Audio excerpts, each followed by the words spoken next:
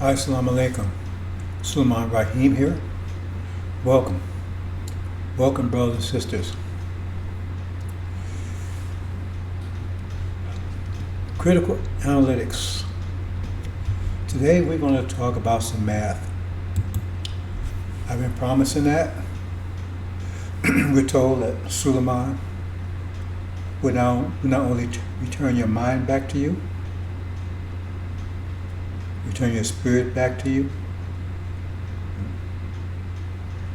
return you home.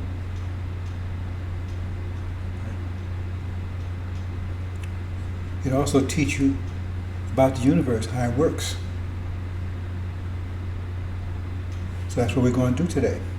We're going to give you a brief presentation of how things work, and you can take it to Massa, see if he can disprove what I'm going to show you, because he doesn't know it himself. All his things are theories, because that means he's not sure. He doesn't see the universe as mathematics. He sees the universe as something that you can apply mathematics to, which is a big difference. That's where he sees it. That's why it comes these harebrained theories and things, right? Don't worry, don't even waste time asking Farrakhan about these things. He has no idea. He has have philosophies that he pull out his ass, right? And he got his followers, they think it's honey. See? Don't ask Silas, he has no idea. Well, he's not around anymore, so he never had idea when he was around. So go ask all these wannabes, they have no idea. And they're going to ask the master, see if he can say anything I'm just about to tell you is wrong. See? So, to be a God, you have to be wisdom of God. You have to have the wisdom of God, and you have to know about your creation. How can you say you created this and you don't know how it works? So I'm going to show you how it works. You get basic, and I'm going to go slow with it so you can study it, because you need to know this, brothers and sisters. So let's move on.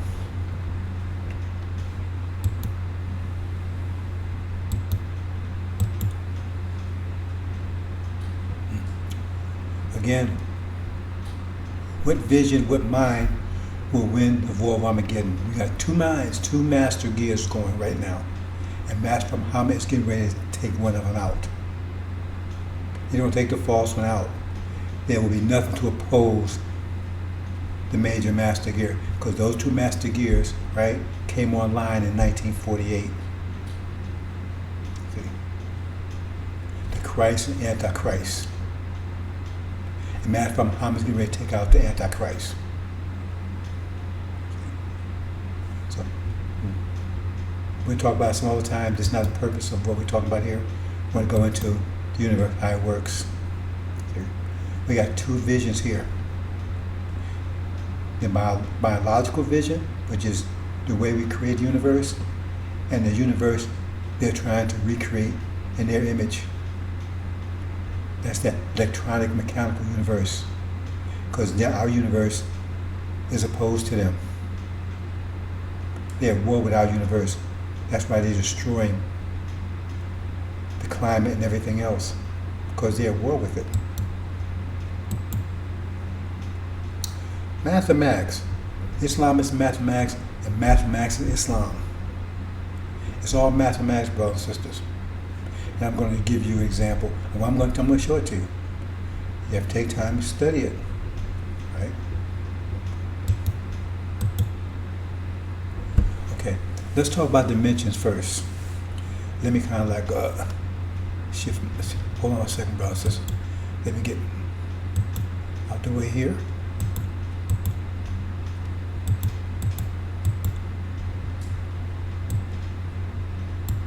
Nope, it's not the one.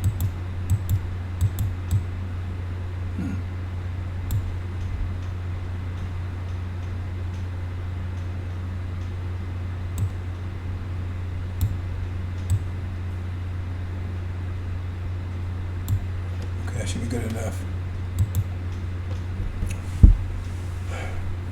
We have dimensions. Where's the dimension? Dimensions mean space. So there's there's 4 dimensions that we're aware of, right? We have the third dimension, the second dimension, the first dimension, and the 0 dimension. The 0 dimension is very important, see, because that concept is something that eludes Cavey.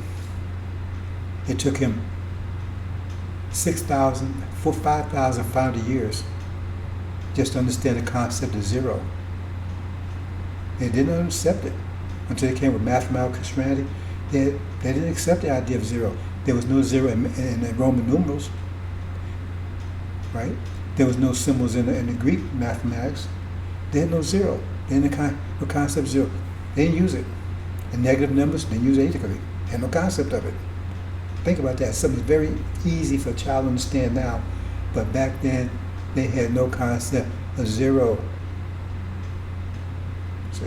And so when you talk about the 0 dimension, that really blows their mind. So we're going to really get into the 0 dimension. But so a 0 dimension is a point. See? Remember I said a dimension of space, but 0 dimension is not space, potential space. See, it's between, like if you have 2 lines together on a ruler, right? It's that point between the 2, but it has no space. Otherwise, 2 inches would be more than 2 inches. Take an inch and it's put together, right? That's 2 inches. But right in the middle of that is a point. It's a position. So a point is more like a position. It has no space, but it has potential to become space. That's the point here. It has potential to become space. And we're going to elaborate on that in a second.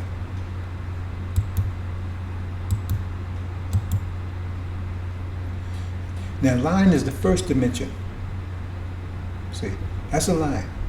A line is the first dimension. See. A square is the second dimension. See, a square is made of 4 lines. See, but if we go back here, we'll find that a line is made of 2 points. See, but the points don't take up any space. But a line is made of 2 points.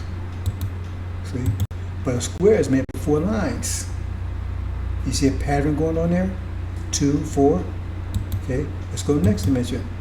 Third dimension is made up of 4 squares. 6 squares. 2, 4, 6. A line is 2 points. A square is 4 lines. A cube or a cube is made up of 6 squares. See, that's the third dimension. So in your room you have 6 walls, right? I mean, you got 4 walls, a ceiling, and a floor. That's a cube, right? On your floor, right? It's got, if you got a regular floor, a rectangle, right? It's got 4 lines, right? You see? Okay, understand that. That's what dimensions are. When they say dimensions, that's what they mean. Now, that gets into calculus stuff. We're going to talk about that another time, because that's what calculus is, going from one dimension to another. But we're not talking about that here. Now, matter. Now, their idea of matter is, they say matter is very small. It says infinitesimal. When they say infinitesimal, infinitesimal comes from the word infinite. So infinitesimal means it's so small that's almost non-existent, but it still has space. See, they can't think of anything that exists that doesn't have space. How can that possibly be? Just like they couldn't comprehend 0. I'm going to show you why it makes sense. So matter, right, is the 0 dimension. It exists, but it doesn't take up any space. How is that? How can it exist and not take up any space?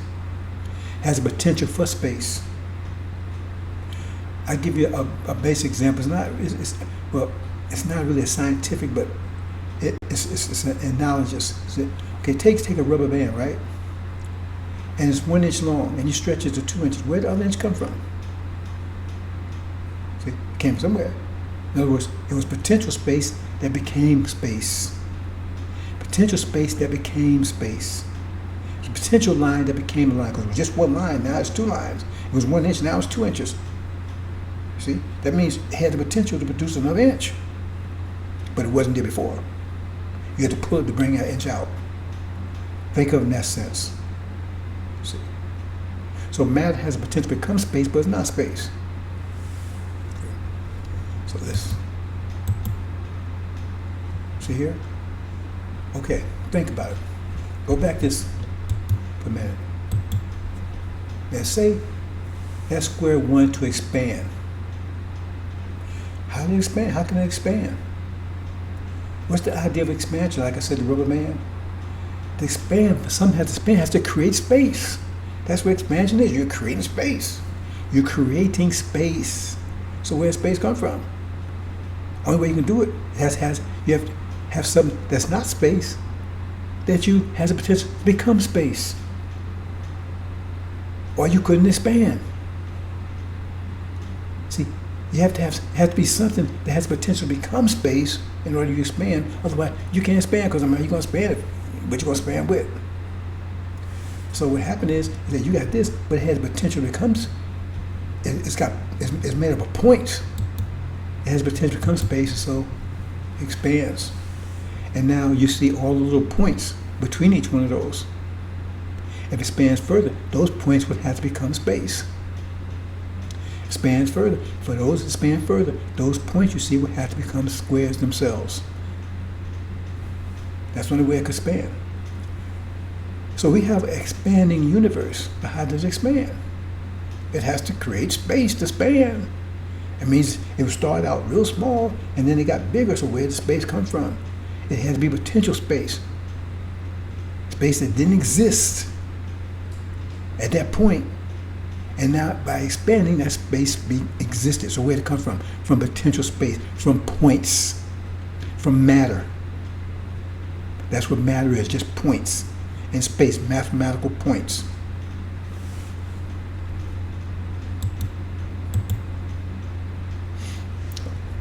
Here's another example here. Matter, you can't see it. You can't see matter because it doesn't have any space. It exists, but it doesn't have any space. Because the universe exists, but how did it become bigger? How does it become bigger? Because it takes points and converts them to space. That's how it becomes bigger. Here's an example here. See? Universe expand and it converted a point matter to space, which in this case, a neutron. That's where neutrons come from. And see, they tell you, the scientists tell you, if you read them, they tell you, neutron comes into existence spontaneously. That's it. They did neutrons come into existence spontaneously. That means, so poof, they pop up. That's what they say. They pop up out of nowhere. Yeah, that's what they say. Neutrons come out because they don't understand that neutrons are created as the universe expands. That's why they pop up. There was a point, and then also they pop up. It's like popcorn. As the universe expands, it turns points, matter, into neutrons. And the more it expands, the more neutrons it creates. See? And that's why I said mass times acceleration equals force. Everything is force, and force is pressure, right? So the mass there, pi times d to the third over 6 is the dimensions of a sphere. That's the mass times acceleration. So in other words, the point becomes a sphere, right? That's the mass. That's still the mass. It's now a sphere times acceleration. That equals electron. That's what I'm saying equals electron. Mass times acceleration is a force. That's equals a neutron. I meant neutron. Okay? So I'm using the alpha letter to say that's what a neutron is. Right? See, acceleration times mass equals force. And so that's the basic force of the universe, a neutron. And the universe expands, that's the most fundamental particle it makes, a neutron. See? It turns a point into space. The space it turns to, because it turns into space, nature of the universe. The universe is spherical. If the universe was a cube, then a neutron would be a cube too, because because we're converted into a time space, the nature of what it is. So we know the universe is spherical because the particles that it produces are spherical. Hope you understand that. That's where neutron comes from. Universe expands and produces neutrons. The more it expands, the more neutrons. See?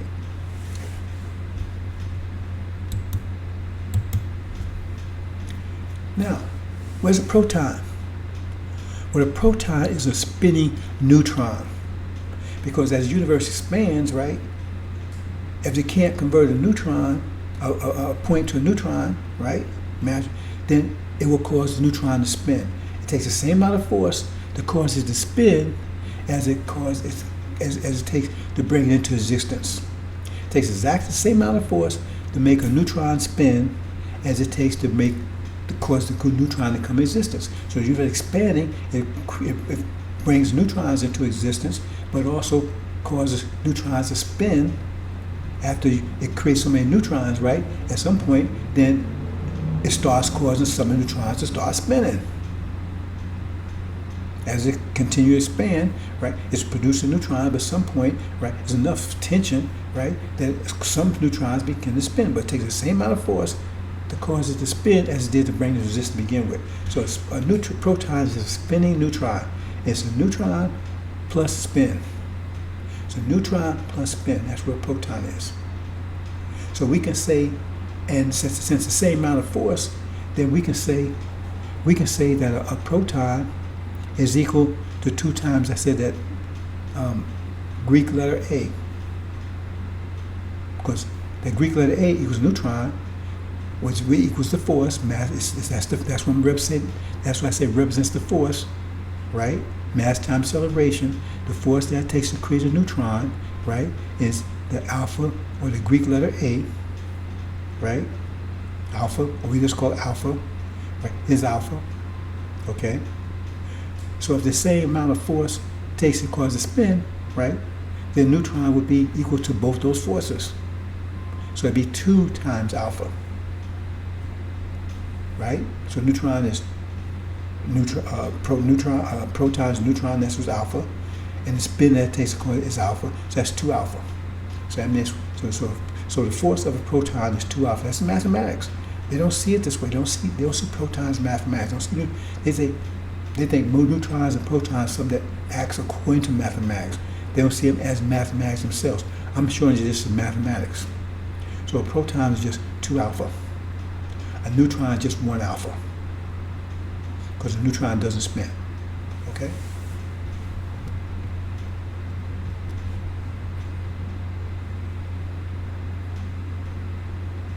So we see that in the center there, it's spinning. Let me go back and see if I show it here. See, okay. So you see that it's spinning. The red one was spinning, we say it's red. So now that's in proton.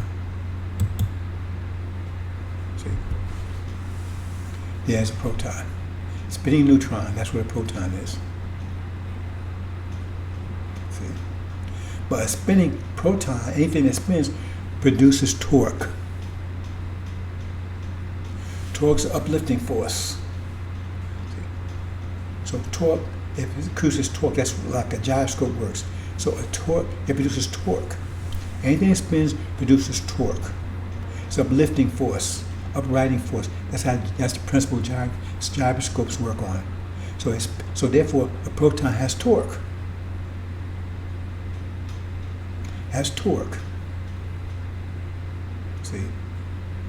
A neutron does not have torque because it's not spinning.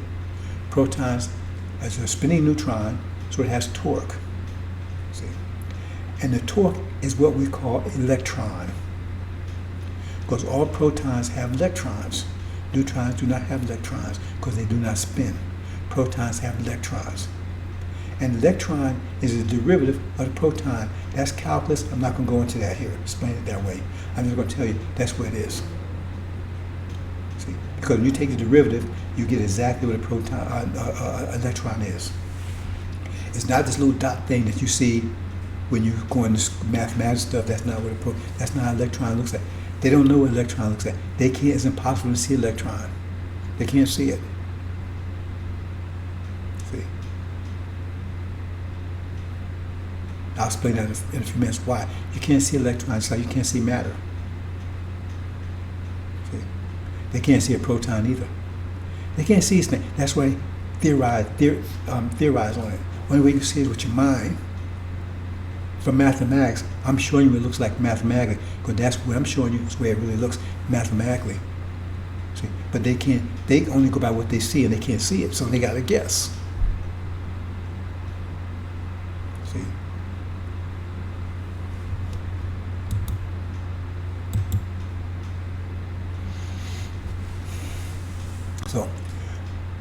So I'm saying spin times the derivative of a proton. A derivative of a proton is a derivative of the area of a. I said the formula for a sphere is pi times diameter to the third power divided by 6. Derivative of that is pi times the diameter squared divided by 2. So I show it over there after I take the derivative. That little exclamation mark, that represents taking the derivative. So I'm just going to tell you that, but that's getting the calculus. I don't want to go there. But I have to, and for this case. So when you take the derivative of a sphere, you get a hemisphere. So it goes pi d squared over 2 is a hemisphere, what you see right there. It's half the surface of a sphere. That's what hemisphere is. See? And every proton can have 2 electrons. That means it can have 2 hemispheres. Only can have 2. You see? And that's why I only have 2, because one of them is a hemisphere and the other, that covers the whole thing. That gets a little more complicated, so I'm not going to, really go there. Anyway, that's what electron is. See? Neutrons do not have, only protons have them. So I'm saying spin times a hemisphere equals electron. A spin plus a hemisphere that's spinning, right? And it has torque also, right? Because electron is torque. So it's spinning torque. That's what electron is, spinning torque. Because that's what electron is torque. I said anything that spins produces torque, and I says a proton produces torque, and I said torque is the electron. So electron is torque. So I said spinning torque is really redundant because that's what torque is. Torque is spinning.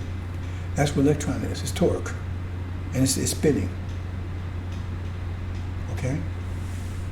That's important when we talk about photons.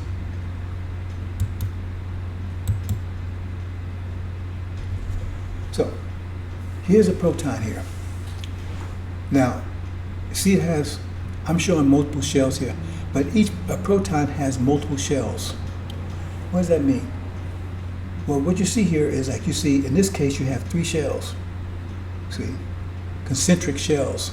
That means one shell, another shell over top of that shell, another shell over top of that shell, right? And they work at pi r squared. So that's getting into a little, I'm not going to explain that. Some of you may understand what that means. That means it depends, the shell, right? If you put 1 there, right, that means if r is 1, that means 1 squared is 1 pi. That means the first one would be, the surface area would be 1 times pi, right? And you put 2 in there, that means the radius is 2, it's like it's 1 inch. If you put 2 in, it'd be 2 inches, right? Then the surface area would be 2 times 2 pi would be 4 pi. If you put 3 in it, it'd be 9 pi. So that would be the surface area. And that's the way it works. That's exactly what it works. Even KV acknowledges that, right? You don't understand why, but so it has these surface areas, right? Because well,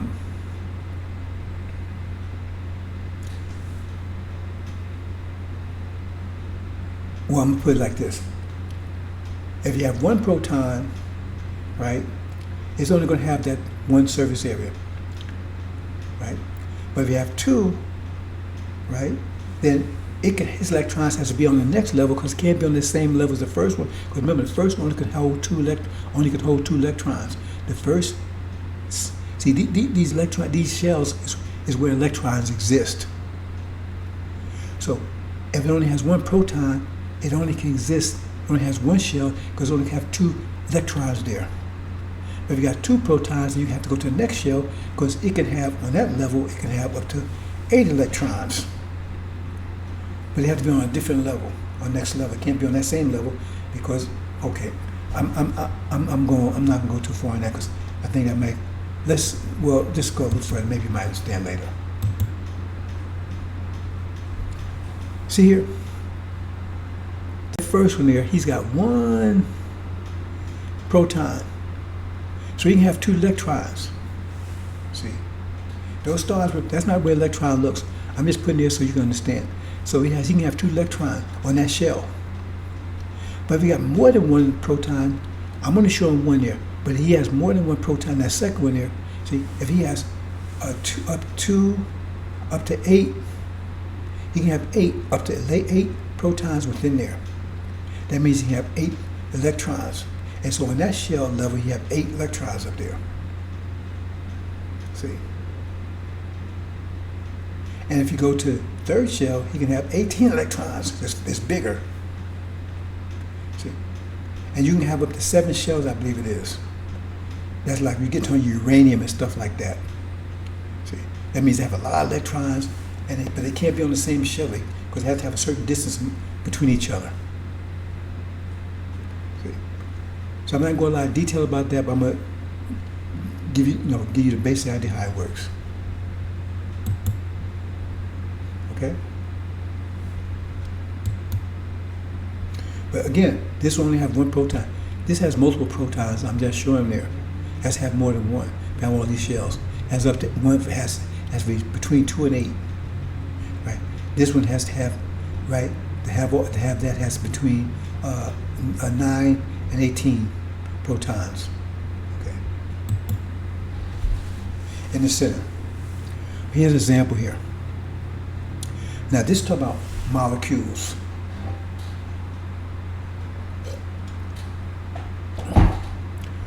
They would charge you thousands of dollars to try to teach you this stuff, and they wouldn't even tell you as simple as this. And they had you so confused with noise. Anyway, they charge tens of thousands of dollars to teach you this basic. What I'm going to teach you right now is basic physics. See, which they don't understand like this. They because they can't see it, because they only see it with their eyes. If their eyes don't see it, they have to try to guess on it. See, I'm showing the different shells there. I'm showing the first shell, they can be up to 2 electrons, or second shell, 8 electrons. Third shell, 8 to 18 electrons. I'm only showing 3. I think you have up to 7 altogether. But see here, you see the one in the center here. I'm only showing 3 protons there. No, so it can be a whole lot more than that. I'm just showing you an example. Okay, so this is basically hydrogen oxygen molecule. This is how molecules work. You see the one we had 1 proton. Okay, that would be hydrogen. Hydrogen just has 1 proton. It's the most simplest atom there is. It has 1 proton and 1 electron. See? Okay. Now oxygen, if I recall, no. Oxygen has many. I'm not sure how many protons oxygen has right now. Right? But you can buy hydrogen. Oxygen is a fire, and hydrogen is fire. You add them together, you get water. See? But you need 2 hydrogen atoms and 1 oxygen atom. I'm not showing the actual water molecule here. Let me show you how molecule works. So what happens is that one in the center, on the outside there, see on the third shell, he can have up to 18 electrons on the third shell there. He can have 2 on the first one. He can have 8 on the second one. He can have 18 on the third one. See? But say, for instance, he only has 17 there. Then he can have 18, he can have another one. And so here comes along comes a hydrogen that has 1, that he can steal that one from that one, but the hydrogen can hold on to it. So both of them own that 1 electron. So now he's has all this, his whole shell is filled, right? Right? Because he took an electron from that hydrogen, so that fills here's 18 for that level, right? See? So he has, but he stole it from the hydrogen, but the hydrogen ain't letting it go. So that's how a molecule works. So now both of them hold, that electron is holding both of them together. That electron is holding both of them together. That's how molecules work. See? So say he only had 16, then he could have 2. He could steal 2 hydrogen. Because he can have up to 18 there. So he can steal 2. You see? So you can have 2 hydrogen atoms. See? In that case, that would make it a water molecule. Because molecule water needs one oxygen atom and 2 hydrogen atoms. That's how molecules work. Ask Live Farrakhan doesn't even know what a molecule is. Probably tell how it works. Okay, a photon. Now, a photon is very simple. I'm going to give you the very simplest way. I hope you understand it. See, photons have, they're related to electrons. See, when you on the atomic level, you don't have fractions. There's no fractions there. Everything, that's why I call quantums. That's why I use the word quantum, because there's no fractions. You can't have a half anything, right? Everything is integers, whole numbers. See? So if you move, if you change your position, that means to go from one state to another, right? There has to be energy change, because everything has to move by force. Everything is force of energy. So if you move from one state to another, that means there's a change in your energy. There's a change in your force. See? And it can't be a fraction. So here's an example right here. See that electron right there? Okay, he's right there on the 3rd level. See? So there's no electrons under him, so he can move down to the 2nd level if he wants to, because there's no electrons there. If there were, there could be up to 8 electrons there. Let's say there's only 7 of them. He can move down and be the 8th one. If there's 8 there, he can't move down because it's already filled. If there's 8 electrons on that level, he can't move down because it's already filled. But there's only 7, he can move down. If it's less than 8, he can move down to that next level. Or he can move all the way down to the 1st level, right? If there's nothing on the second, if there's only, say there's only 7 on the 7th level, and there's only 1 on the 1st level, then he can move all the way down to the 1st level, because he can be 2 there, and he's only 1, so that'd make 2, right? So, okay, you understand that? So what happens is, say he wants to shift down here. That's a change in energy, because it takes energy to move him up to here. It took energy to move him up to here. So to move back, he has to release that energy. It's an energy transfer one way or the other, positive or negative. If he moves up, it takes energy to move him up. If he moves back, he has to release that energy that took to move him up. To move down here is that lower state of energy. Down here is a lower state of energy. He moves back down. So when he shifts down, what happens is this. Bam. See that? He moved down, but he has the energy that took to move him up is identical to the amount of energy he has, because there's no fractions. So therefore, he releases energy that's identical to it, right? But it's just pure energy, and so that's a photon. It takes off. Because it's just a wave, it's an energy wave. But it's identical in energy to that electron. That's where photons come from. Let me back up. See that? See that again. See there? That's another way of looking at it. Because see, if a photon comes down and hit that electron, it'll move it back up to another level. If a photon hits it, it'll move back to another level. But if it shifts down, then it's going to release a photon, and the photon's going to take off. It's going to keep going on, and nothing's going to stop it. Unless it hits another electron. See? Bam. Move down, release it. Okay? Let the photon come back, hit it, cause it to move back up to another level. That's the way photons work, brothers and sisters. It's just electrons shifting from one state to another. Okay?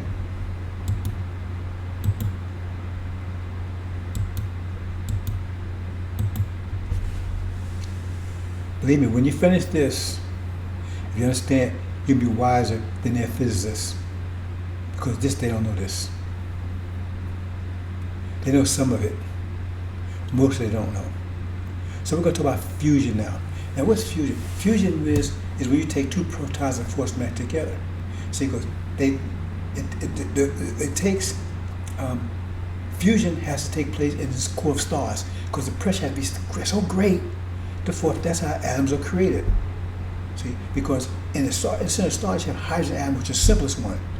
But the pressure is so great they can force one atom or two atoms or 5 or 10 or 100 atoms together. You're talking about uranium, you're talking about hundreds of atoms, right? Because that's very complicated. See, you're talking about carbon, you're only talking about 6 atoms. But you have to be a powerful. See, our sun can only produce helium. That's putting 2 atoms together because it's not a big star. So it has the power to only produce helium. You take a gigantic star to produce a carbon, and a superstar, right, to produce iron, and a gigantic star, right, to produce uranium and things. That's why it's so rare. Okay? So you push these two together, that's fusion. You push two protons together. See, you don't have that problem with neutrons because neutrons don't spin, they don't create a force around them. See, with protons, by spinning, they produce torque, but they also produce a current around them. Like if you throw a rock in a pool, you see the waves flowing out. That's like because when protons spin, they produce like those waves going out, and so that means another proton, they can't come together because those waves are canceling, they're pushing against each other. See, they call that charge. See, neutrons don't have charge because they don't spin. Protons do because they spin. They produce that current, right? That keeps them together, keeps them apart. And that current is equal to, remember, there's no fractions on that level. So the current that it produces is equal to the same force that it takes to make a proton. Same force that it takes, the same force that it makes to bring a neutron resistance, the same force it takes to cause that neutron to spin, and that same force that causes is the same force of that current. The current has the same amount of force. No fractions on that level. Okay, on this one here, now, what this says is that when you take that current I was talking about, the further it gets away from the proton, the weaker it gets. It's like when you throw a rock in the water, right? You see the waves spread out. But at first, the waves are strong, right, at where it started. But they start getting weaker and weaker as they go out, right? Because they're spreading out. You got the same force, but it's spreading out. So it didn't increase the force. That force spread out, so it gets weaker and weaker because it's taking up more space. It's covering more area. That's what it's saying. And it does that at the rate of R/2. So in other words, at 1 inch, it would be, right, the force would be 2A over 1. So if you put 2 in it, it'd be divided by 4, because it'd be 2 squared. If you put 3 in it, divided by 9. So in other words, it gets smaller and smaller and smaller. If you put 100 in there, it's divided by 10,000. So the further it gets, the weaker the force gets, the weaker and weaker and weaker. Like gravity, the further you get away from the farther you get from Earth, you use that same rule, the weaker it gets. Because it's the same force, but now it's spread out over a greater area. Okay? That's what I pointed out. Okay, so here you go. See, here's 2 protons. See, now they're away from each other, so they're happy. There's no force, nothing bothering them. They're normal distance away from each other, right? So the force, that between them it's not bothering them. There's nothing. They're comfortable. There's a normal position, nothing happening there, right?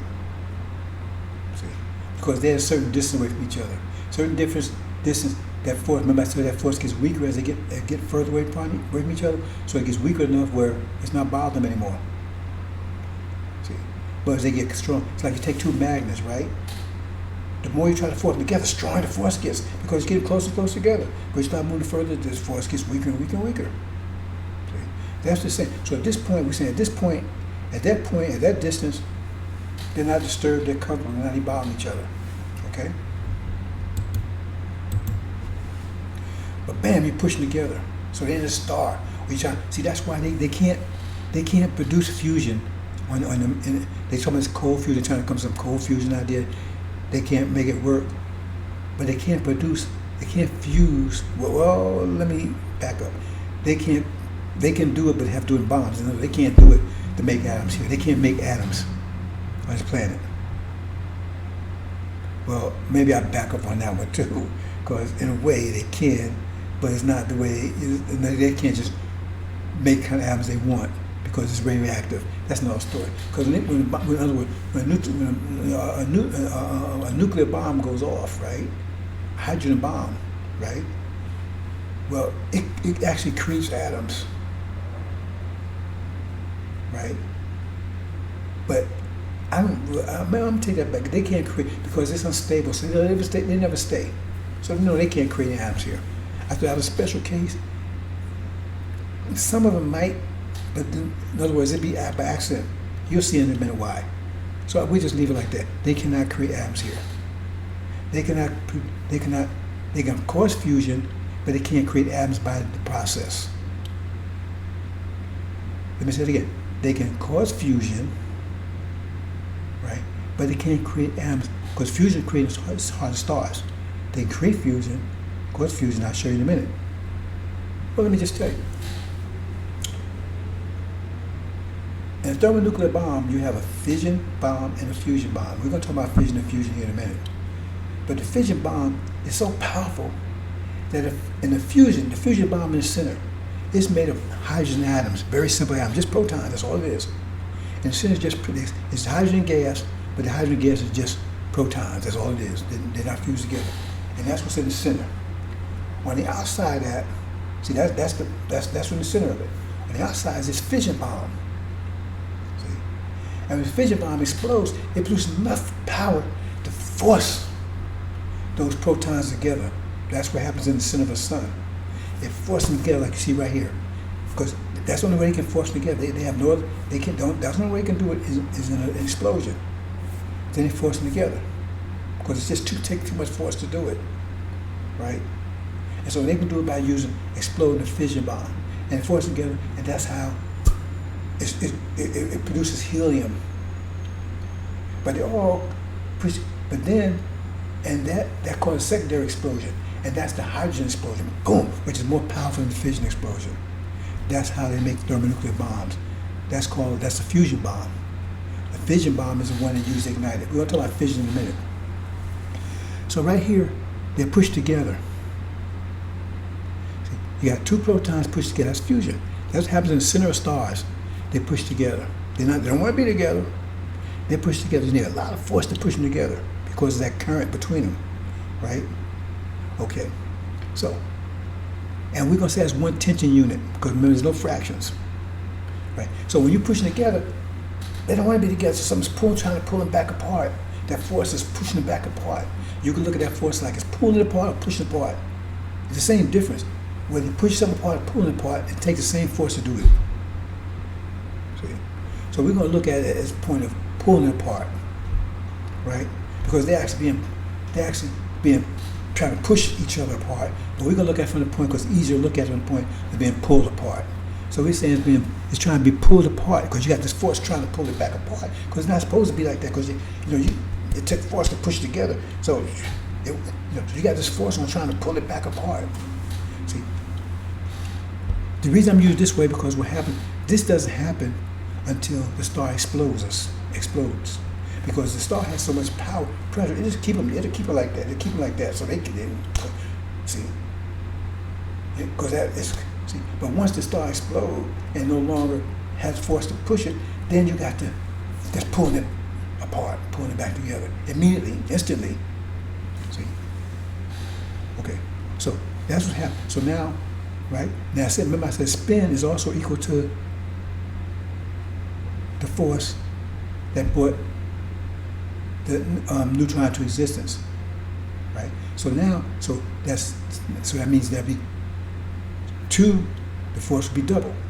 That's what I'm saying by 2 times 2 alpha, or 2 times the spin, because the spin is equal to alpha, right? So I'm saying the same thing. So I'm showing how, right? Because they're in that conditions, they're trying sometimes pulling back apart to make it back normal again. Okay? See? That's what I'm showing, that yellow like that, like rubber bands, right? Trying to pull it back. So if you had two balls, right, hanging down, and you had one on the rubber band and one other rubber band, right? And do I show that here? Let me see. Yeah, I think I showed that here. Let me back up. See, okay, say you had two basketballs, and you had 6 feet apart, and both was attached to a rubber band attached to the floor, real tight, right? And you push those, now you try to push those two balls together. You know how hard it's going to be to push those balls together?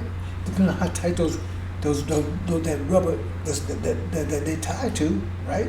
Because it's tied to the ceiling and the floor, and they separated. So you're trying to push it back together. It's hard, the harder, because that rubber's going to resist. So the harder, it's going to be harder, right?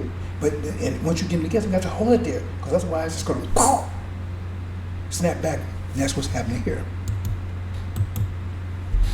So now you got this rubber bands trying to pull them back apart again. See, that's why I'm using tension. Because you see, the rubber band's trying to pull them back apart again. See, because you hold them there. You got to hold them there. As long as you're holding that rubber band, you got to apply the force to keep them there. Because once you move your hands, they're going to fly back. That's what's happening here. See, with that amount of force. Okay? Bam. So now they fly back. See, now once they're back, there's no force acting on them. See, when it's here, we showed them the tension is a force acting on them. That's how it shows a force is acting on them. But once they're back here, the force is gone. Because they're normal, they're happy. Doesn't bother them. Okay? So here we go again. Push it back together again. See? Now remember, the force that's pulling it, right, is equal to the spin on each side, which is also equal to the same force that it takes to bring a neutron into existence. Both forces are equal. The equal force. One just causes spin, and one causes the expansion. The expansion of the point into a sphere, and one just causes spin. The same amount of force, just have two different type of reactions. Okay, so what happens is, now remember, it takes all together. It's one on this side, one on this side, right? The same force that it takes, right? Because it's pulling apart. The same force that it takes, right, to cause the spin. The same force it takes to produce a neutron. So you got the force that's causing it, this plus two, that's the force of two neutrons together. One neutron this side, one neutron this side. Okay? There you go. So that's how fusion works. That's how you make the atoms stay together. Because instead of pulling it apart, it pulls into existence two neutrons.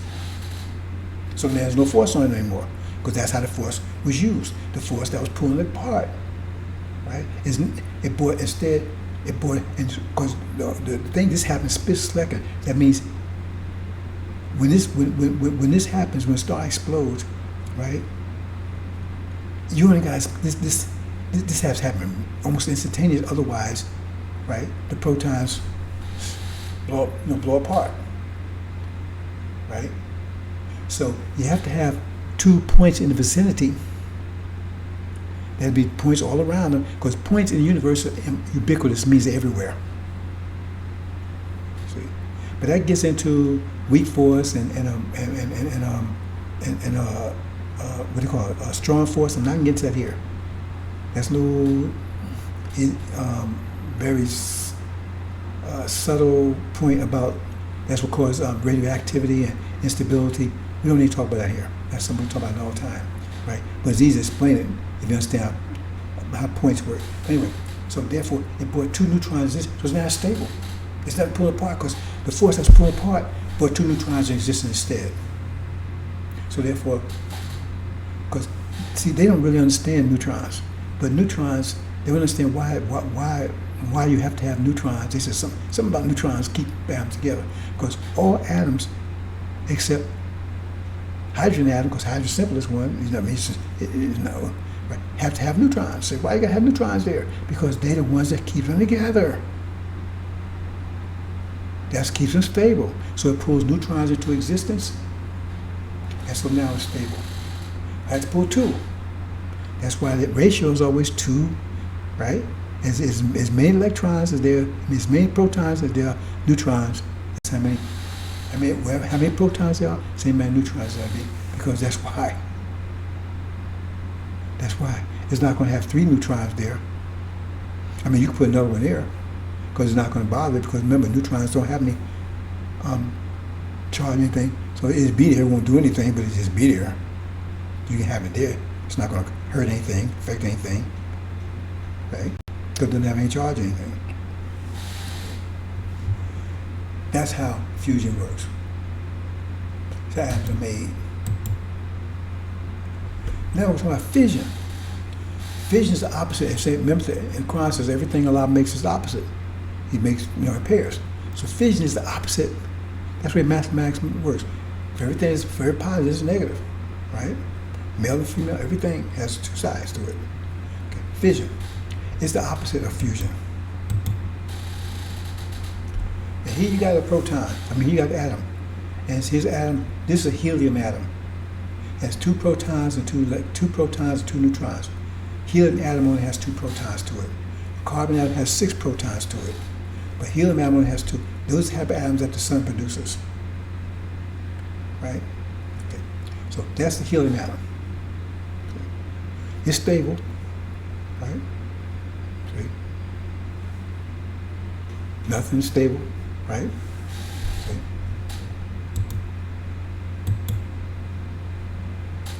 But that's, I move the neutrons. See? Now, since the neutron's not there, this is what happens. Bam! Cancel. The neutrons holding them together. And that's how a fission bomb works. Because what they do is they take neutrons and knock out the neutrons from like hydrogen, uranium, plutonium, because they're very unstable atoms. So and so it's hard to. That's why they're radioactive. See, because they're very unstable. So they bombard with neutrons to knock neutrons loose, and when knock neutrons loose, there's nothing to hold together, so they explode. That's why they got to use uranium and plutonium and those type of things in a fission bomb. And when they explode, they give enough explosion to force the fusion, the hydrogen in the center. See, they use complex atoms on the outside and the simplest atom on the inside. Because the most complex are unstable atoms anyway. They're radioactive. So it's easy to knock the neutrons out. But once neutrons are gone, they explode. Bam! They come apart. Like bullets flying all over the place. See? But that explosion, right, is enough to cause the internal, the hydrogen, which is simple, there's protons, to fuse. But there's no neutrons there to hold them. See? So they fuse for only a second, less than a second. But there's no neutrons to hold them. And once the force of a fission bomb dissipates, there's nothing to hold them. So therefore, boom, they fly apart. There's a more powerful explosion than the fission explosion. That's the way it works, brothers and sisters. Hope I'm not getting ahead, confusing anybody. So finally, we're going to talk about gravity. Again, they're confused about that. It's still theory. Gravity is still theory with them. See, they know how it works, they don't know why it works. See, so I'm going to tell you why it works. Okay, you see this right here? In the center there, that's all protons and neutrons, right? Okay. Remember I said when you take and throw a stone in a river, on the water, a pond, you get those waves that go out, right? Okay. That means it curves the space around it. It curves the space around it. Each proton curves the space around it. So you put a whole lot of protons, neutrons together, it's going to curve all that space around them. That you see here, all the space around is going to be curved. It's not going to be plain. It's going to be curved. It's like if you throw rocks to the water, it's going to curve. It's going to cause the water to curve around it. You're going to get the wave flowing. So you cause the water to curve. It wasn't like that before. So it was flat, right? Plain. As soon as you start rocking it, you cause the curve. And it starts curving outwards. There you see right here. See?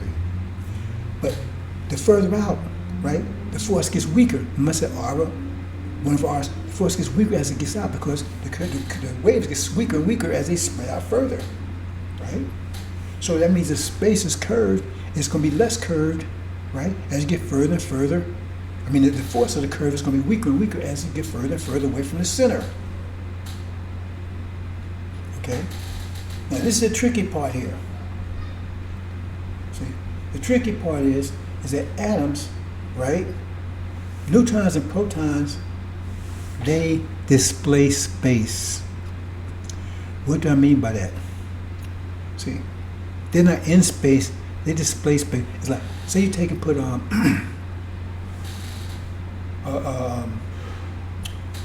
golf ball on your blanket, on your sheet on the bed. Right? This land on the bed is not displacing space. Right? But what if you cut a hole in the sheet, right, and then tie it around the golf ball? Then it's displacing space. It's taking up space. See, one is just sitting on space, it's not displacing, but the other one is taking up space. And because the way neutrons and protons are made, right, because they born in existence, so they displace in space. They're not in space, they are space. They displace in space. That's very important. That's why gravity works, because they displace in space. Since they displace in space, what you see here, see that one on top right there? That means the force between it, remember, as the force gets weaker as it goes further out, that means on one side of the force is going to be weaker than on the side that's closest to the center. The force on the other side, because it's displaced in space, is going to be weaker than the one closest to the center. So that means if you got two forces and one is greater than the other, then it's going to move towards the greater, because it's the pulling. Remember, this is pulling. It's pulling this towards the center. It's tension. Because remember, you pull this part, so if you pull some part, if you pull a rubber band apart, right, it's tension that's pulling it back together. So if you pull the space out, it's tension that's pulling it back together. It's dealing with tension here. So the tension on one side then is greater than the tension on the other side. So the tension closest to the center is going to be greater than the tension on the outside of it, because it's displacing space. Just a little bit. Because these things are so small, the difference is a little bit, just real small, you can hardly notice it. It's like if you had $1 billion, you're talking about a penny, you wouldn't even notice the penny. So that's why gravity is one of the weakest forces there is in the universe. It is the weakest, because it's a differential. It's a difference between the space that's force on the outside of the electron, because gravity only works on electrons and protons. It doesn't work, it only works on electrons and protons. That's why if you drop an elephant and a golf ball from the World Trade Center or from the Sears Tower or the Empire State Building, they hit the ground at the same time. You say, how does that work? That don't make no sense. The elephant weighs 10,000 pounds and that golf ball weighs about a pound. But they hit the ground at the same time because it's not working on the golf ball. It's not working on the elephant. It's working on the atoms. It don't see the elephant. All it sees is all those atoms. That's working on those atoms. And that's why I don't see the golf ball. All it sees is the atoms. That's all it sees. That's why, from a mathematical point of view, it's just atoms falling separately, independently. They don't see them as all together. That's why gravity works that way. See, because it doesn't make any sense. Well, man, if you drop an elephant, if you drop an elephant golf and hit the ground at the same time, that don't make any sense. The elephant should hit. No, that's the way it works. That's the reason why it works. See? So that's where gravity works. See, it's pulling it down because the tension on the inside of it towards the center is greater and to the outside. It's very small because protons, neutrons are so small. The difference is very small. That's why the gravity is such a weak force. But it's a differential. And since it's differential, it means it's going to cause it to move towards the center. And the closer it gets to the center, the faster it's going to move because the force becomes greater. The force becomes greater as they move closer to the center. So that's why something accelerates as it falls. It moves faster as it falls towards the center. Hope you understand that, brothers and sisters.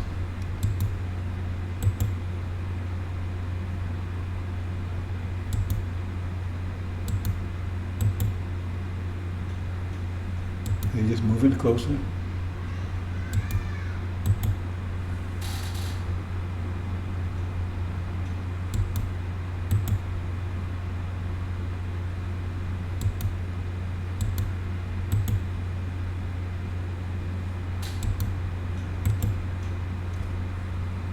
Now you scientists, mathematicians out there, you understand that.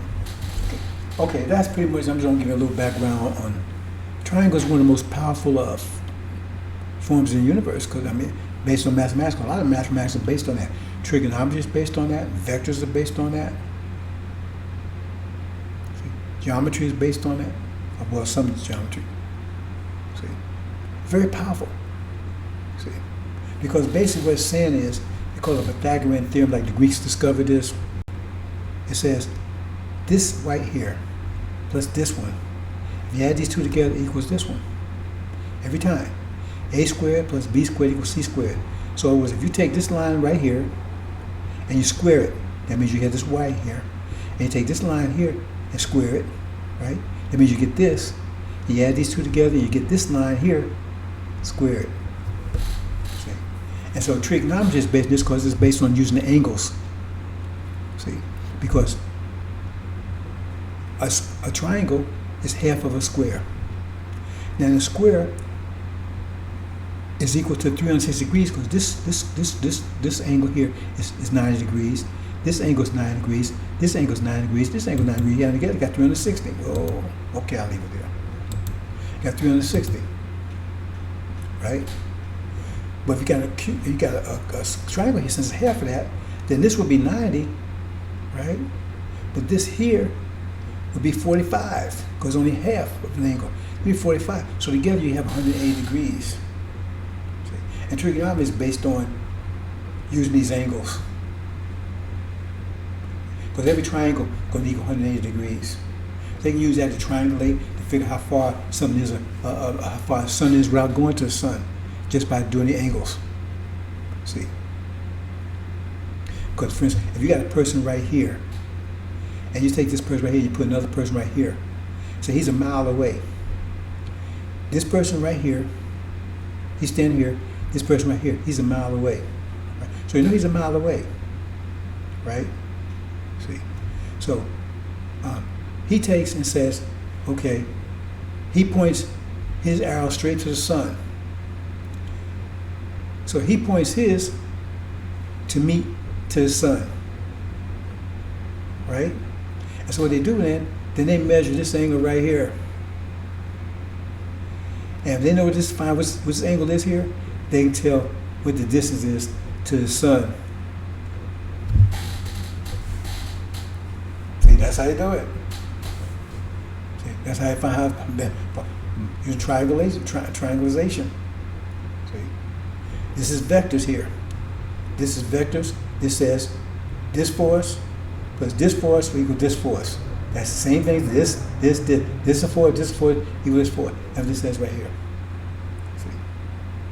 See? See? Because all I do is shift these around here. See? And so this is what the reason why we need to be away from these people, because if this is us moving this direction, and you got the devils moving this direction, right? Their thoughts, our thoughts moving this direction, their thoughts moving this direction. That means they're going to affect our thoughts. They have our thoughts moving this direction. That means it's moving closer to, if this is their thoughts here, right? This is our thoughts.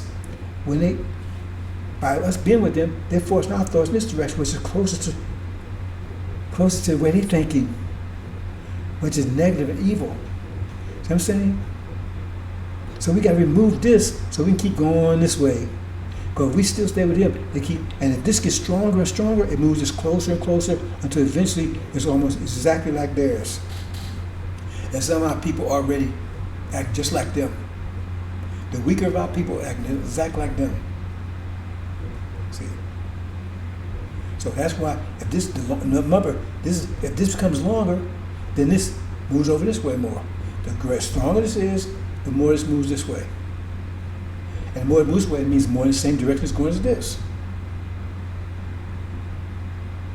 See? Since they have so many of them and so few of us over here, right? They have a greater force than we do, so therefore they moving out. That's why moving out people more closer and closer this way. That's why I need Suleiman to come along, right? And then increase this one. So start moving it back this way. See? But ultimately we got to just move all together. And then it'll just move right along this way again. A plus B equals C. A squared plus B squared equals C squared. That's why I was saying about trigonometry here. See? This person's here. This person here. He's taking a look strictly at the sun. He's looking. They get this angle here, and they find how far the sun's away. How far stars away. See? And measure this angle, and then they can, from that you can calculate how long this line is. See? Because the further away this line will be longer if the sun's further away than this. The angle is going to be greater. So I show that here. See? He's in LA, he's New York. So both of them says, okay, I'm 3,000 miles away from you. And how long this is? I'm looking at the sun, okay, see? And I got to look at it at this angle. You got to look at this angle, right? So we find angle is, we find how long this line is, what this is right here.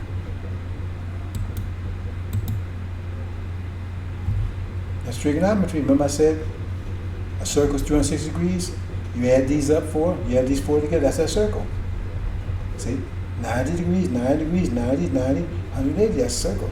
But if you cut that in half, you're only going to get 90 here, but you only get 45 here, 45 here, because you cut that in half. So every circle, every triangle equals 180 degrees, no exception. Okay, brothers, so that's it. You're taking studies, any question you ask me, right? Okay. And that's why I said the 5 mathematical principles of Islam is based on the things I've been telling you here. So go and ask all these liars out there, wannabes, do you know any of this? And if you think this is wrong, go ask Master and tell him, prove to show you that I just showed you is wrong. Show him, because he doesn't know it himself. Most of it, he doesn't know any of this. He's guessing. So it said, Suleiman will show you how the creation, how it works, right? We already talked about, how we came into being. I mean, I can talk about that a little more another time, right? See, as Quran talks about how all life came into existence, was an evolution. So this is just a taste, brothers and sisters. Hope you understand. Assalamu alaikum.